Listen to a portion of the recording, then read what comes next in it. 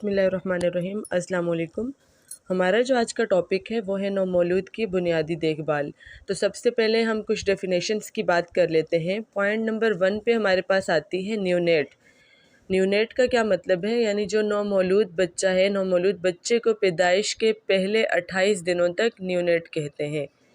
Point number 2 پہ ہمارے پاس آتا ہے پیرینیٹل دورانیہ، یعنی یہ دورانیہ جو ہے وہ حمل کے 22 ہفتوں سے شروع ہو کر نومولود کی پیدائش کے پہلے جو 6 دن ہیں، پہلے 6 دنوں تک کا یہ دورانیہ پیرینیٹل دورانیہ کہلاتا ہے۔ اس کے بعد ہمارے پاس پوائنٹ نمبر 3 پہ آتا ہے انفنٹ، یعنی شیر خوار بچہ جو ہوتا ہے پیدائش کے بعد 1 سال کی عمر تک بچے کو شیر خوار یا پھر انفنٹ کہتے ہیں۔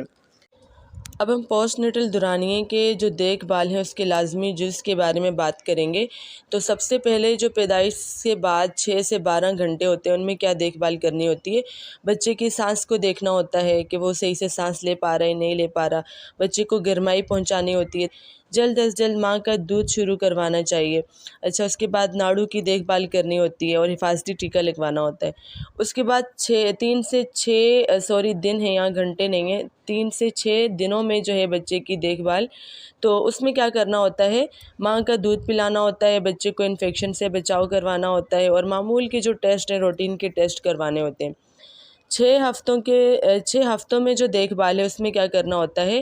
وزن کا خیال رکھنا ہوتا ہے اور ماں کا دودھ پلانا ہوتا ہے، ساتھ میں حفاظتی ٹیکے بھی لگوانے ہوتے ہیں۔ اور 6 مہینوں کی دیکھ بھال کے اندر کیا کرنا ہوتا ہے کہ بچے کی نشو و نما کی جانچ کرنی ہوتی ہے اور ماں کے دودھ کے علاوہ اب جو دوسری غذا ہے اس کو بھی شروع کروا دیتے ہیں۔ اب ہم نومولود کی جو بنیادی دیکھ بھال ہے اس کی بات کرتے ہیں۔ تو پوائنٹ نمبر 1 میں اس میں ہمارے پاس کیا آتا ہے؟ جو نومولود ہے اس کی دیکھ بھال اور نومولود کو صاف ستھرا رکھنا چاہیے تاکہ اسے انفیکشن جیسے تشنج، جیسے ٹیٹنس بولا جاتا ہے، اور سیپسس سے بچایا جا سکے۔ دوسرے نمبر پہ ہمارے پاس آتا ہے نومولود کو گرم رکھنا۔ نومولود کو، کیونکہ جو نومولود ہے اس کے جسم کا جو نارمل درجہ حرارت ہے وہ 36.5 سے 37.5 ڈگری سینٹی گریڈ ہوتا ہے۔ اگر جسم کا درجہ حرارت 36.5 ڈگری سینٹی گریڈ سے کم ہو جائے تو اسے ہائپو تھرمیا کہتے ہیں، اور پیدائش کے بعد پہلے 6 سے 12 گھنٹوں کے دوران بچہ جو ہے وہ ہائپو تھرمیا کی کیفیت کے لیے سب سے زیادہ حساس ہوتا ہے۔ لیکن اگر بچے کے ارد گرد کا ماحول کا درجہ حرارت کم ہے یا بچے کو گرم رکھنے کے صحیح اقدامات نہ ہوں تو اسے کسی بھی وقت ہائپو تھرمیا ہو سکتا ہے۔ اس کے بعد اگر بچے کے جسم کا جو درجہ حرارت ہے وہ 37.5 ڈگری سیلسیس سے زیادہ ہو جائے تو اسے ہائپر تھرمیا کہتے ہیں۔ اچھا، ہائپر تھرمیا کی کیفیت میں کیا ہوگا؟ بچے کے دل کی دھڑکن بڑھ جاتی ہے، اس کی جلد جو ہے وہ گرم ہو جاتی ہے اور خشک ہو جاتی ہے، بچے کا چہرہ سرخ ہو جاتا ہے اور آہستہ آہستہ بچہ جو ہے وہ لاغر اور پیلا پڑ جاتا ہے۔ جب بھی جسم کا درجہ حرارت 41 ڈگری سیلسیس سے زیادہ ہو جاتا ہے تو بچہ جو ہے مدہوش یا پھر بے ہوش ہو جاتا ہے، اسے جھٹکے دورے پڑتے ہیں۔ اچھا، مڈ وائف کو چاہیے کہ جو بچے کو گرم ماحول ہے اسے دور کرے یا اسے پیراسیٹامول دے۔ ہائپر تھرمیا کی جو ایک خطرناک پیچیدگی ہے، اس سے کیا ہوتا ہے؟ جسم سے پانی ضائع ہو جاتا ہے، جسے ڈی ہائیڈریشن بھی بولا جاتا ہے۔ تو جسم میں پانی کی کمی کی وجہ سے کیا ہوتا ہے؟ عام طور پر بچے کو ہاسپٹل میں داخل کرنے کی ضرورت پڑ سکتی ہے، اس لیے مڈ وائف کو چاہیے کہ ایسی کنڈیشن میں بچے کو فوری طور پر ہاسپٹل ریفر کریں تاکہ اس کا مزید علاج ہو سکے۔ اچھا، اس کے بعد ہمارے پاس آتا ہے بچے کی پیدائش کے بعد جلد از جلد جو ہے وہ صرف اور صرف ماں کا دودھ جو ہے وہ پلانا شروع کریں۔ اچھا، اس کے بعد ہمارے پاس ہے آنکھوں کی دیکھ بھال، یعنی آفتھیلمیا نیونیٹرم جو ہمارے پاس ہے اس سے بچاؤ کے اقدامات کرنا۔ آفتھیلمیا نیونیٹرم کیا ہے ہمارے پاس؟ یہ آنکھوں کا ایک انفیکشن ہے، یعنی کنجکٹیوائٹس ہے، جس میں پیدائش کے جو پہلے 2 ہفتے ہیں ان کے دوران آنکھوں سے مواد یعنی ڈسچارج ہوتا ہے، اور یہ جو ہے عام طور پہ پیدائش کے 2 سے 5 دنوں میں بھی ظاہر ہوتا ہے، اگرچہ یہ پیدائش کے پہلے دن بھی ہو سکتا ہے یا زیادہ سے زیادہ یہ 13ویں دن تک بھی رہ سکتا ہے۔ اچھا، جس میں کیا ہوتا ہے؟ آئی سویل ہو جاتی ہیں، ریڈ ہو جاتی ہیں، اس سے پس نکلنا شروع ہو جاتی ہے۔ تو اگر اس کا آن دا اسپاٹ ٹریٹ نہ کیا جائے، یعنی بر وقت علاج نہ کیا جائے تو آنکھ کے پردے میں کیا ہو سکتا ہے؟ زخم یعنی السر ہو سکتا ہے، اور یہ جو انفیکشن ہے بہت سے بچوں میں یہ انفیکشن جسم میں بھی پھیل جاتا ہے۔ پوائنٹ نمبر 5 میں ہمارے پاس آتا ہے حفاظتی ٹیکے لگوانا یعنی امیونائزیشن جو ہے۔ اچھا، مڈ وائف کی یہ ذمہ داری ہے کہ وہ والدین کو بتائیں کہ بچے کو پیدائش کے بعد جتنی جلدی ہو سکے BCG یعنی جو TB ہے، TB کے خلاف بچاؤ کا جو حفاظتی ٹیکہ ہے وہ لگوائیں، اور اس کے بعد پولیو سے بچاؤ کے قطرے بھی پیدائش کے فوراً بعد پلوائیں، یا پھر پیدائش کے بعد پہلے جو 2 ہفتے ہیں ان میں تو ضرور پلوائیں، اور اس کے بعد جو ہمارے پاس ہیپاٹائٹس B کی ویکسین بھی پیدائش کے بعد جتنی جلدی ممکن ہو سکے وہ لگوائیں۔ اچھا، پوائنٹ نمبر 6 جو ہے ہمارے پاس، اس میں ہے ختنے کی دیکھ بھال کے اقدامات۔ تو اچھا، عام طور پہ جو ختنے کا زخم ہے وہ 1 سے 2 ہفتوں میں ٹھیک ہو جاتا ہے، تو ختنے کے بعد جو ہے بچہ بہت تنگ کر سکتا ہے، بار بار روتا ہے، تو ماں کو چاہیے کہ وہ اسے گود میں اٹھا کر پیار کرے، اور ماں جو ہے وہ زیادہ سے زیادہ اسے اپنا دودھ پلائے، اس سے جو ہے بچہ اسے آرام ملتا ہے۔ اور زیادہ تر بچوں کو ختنوں کے ٹھیک ہو جانے کے بعد کسی خاص قسم کی دیکھ بھال کی ضرورت نہیں ہوتی۔ اس کے بعد ہمارے پاس لوکل انفیکشنز آ جاتے ہیں۔ لوکل انفیکشن میں سب سے پہلے ہے ناف کا انفیکشن۔ اچھا، ہم نے مدر سے ہسٹری لینی ہوگی اور دیکھنا ہوگا کہ بچے کی ناف پر کوئی چیز یا مواد تو نہیں لگایا۔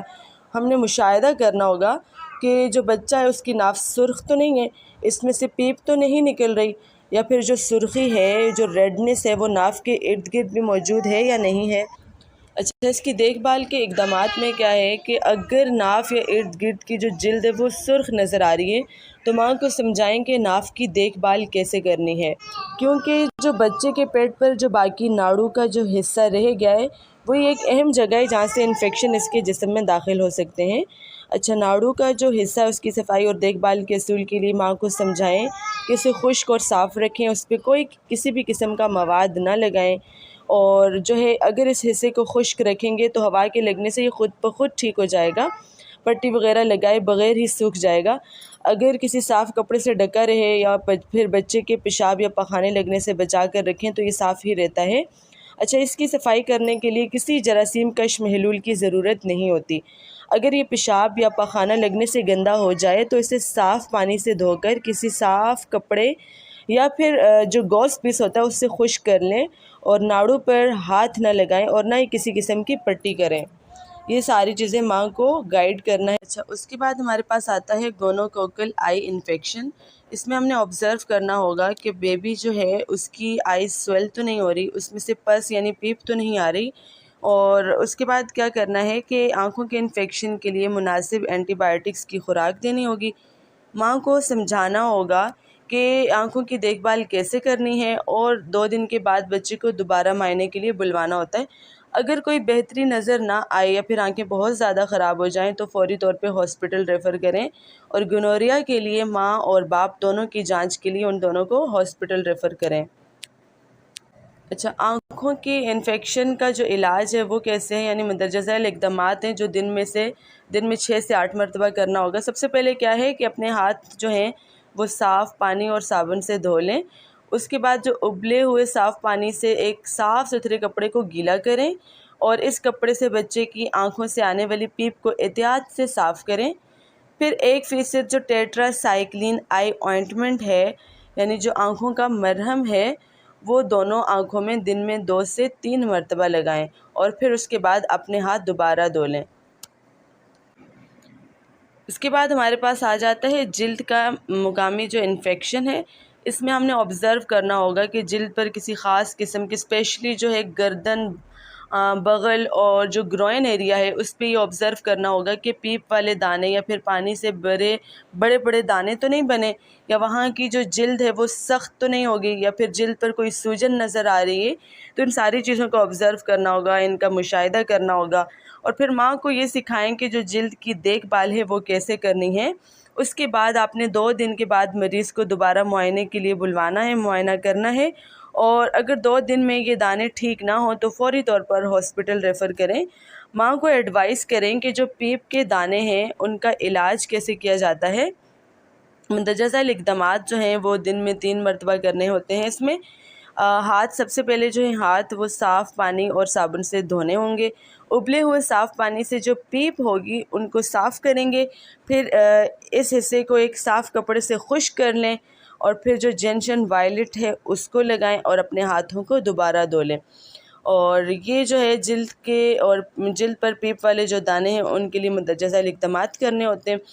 اس کے بعد جو ہے ہم مزید بچے کے اندر جو ہے اور جیسے پیدائشی نقائص ہیں ان کو آبزرو کرتے ہیں۔ یرکان ہو گیا جسے جوائنٹس بولا جاتا ہے، یا پیدائش کے بچے کو چوٹ لگ سکتی ہے، اس کو آبزرو کرتے ہیں۔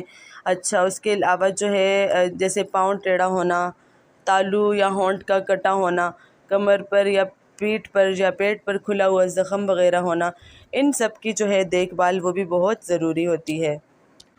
بہرحال جو بیماری ہے، بیماری کی صورت میں اگر علامات جو ہیں جتنی بھی ہم نے بھی ڈسکس کی، اگر ان کو بروقت تشخیص کر لیا جائے اور بچے کو مؤثر دیکھ بھال مل جائے تو ان تمام بیماریوں کی وجہ سے ہونے والی اموات ہے اس کو روکا جا سکتا ہے، کیونکہ زیادہ تر جو بچے ہیں وہ گھروں میں پیدا ہوتے ہیں یا پھر بچے کی پیدائش کے بعد ماؤں کو ہسپتال سے فوراً ہی فارغ کر دیا جاتا ہے۔ اس لیے گھر کے تمام افراد کو جو ہے بچے کے اندر خطرناک علامات جو کہ ہم نے ڈسکس کیے، مڈ وائف کی رسپانسبلٹی، ان سب کو گائیڈ کریں تاکہ وہ فوری طور پر بچے کو ہاسپٹل لے کر جا سکیں اور بروقت اس کا علاج ہو سکے اور اموات کے ریشو کو کم کیا جا سکے اور روکا جا سکے۔